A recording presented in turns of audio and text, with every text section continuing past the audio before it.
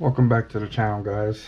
I wanted to get back into the whole tech tip, but via video. It's been about 2 years since I've done it on the B Main RC page on Facebook and Instagram, so make sure you go follow those. So today we're going to talk about front shock mounting positions, and this is only for the front shocks, and I'll be doing a small little mini series over the next few weeks and months as time permits. So let's talk about tower position. Uh, so when you mount your shocks inside on the tower, it makes the car easier to drive and slows the steering response.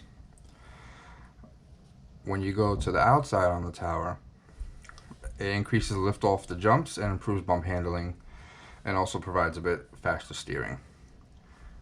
On the arm positions, if you go inside on the arm, it allows for faster steering and is better on the bumps and jumps.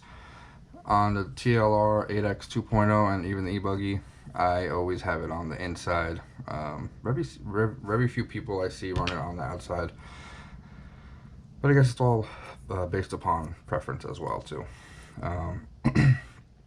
When you go to the outside on the arm, it increases stability and is easier to drive, but gives a bigger turn radius. I also want to give some tips that Max Morton himself had added to this tech tip about 2 years ago. So out on the arm also increases the strength of the spring under roll. So what this does, it'll lead to the car having more corner speed and stiffens up the car, resulting in a faster car, especially on high speed and higher grip. Laying the shocks down, so if you were pretty much looking at it like this, if you lay them down, this is standing them up, this is laying them down, so more in on the tower pretty much essentially. Laying the shocks down on the tower softens the up and down motion, making it easier for you to rotate the car around very tight corners. Less responsive, but more rotation. So just something to keep in mind. And that's my son messing with me. Thank you, Joseph. So yeah, that concludes today's tech tip about front shock mounting positioning.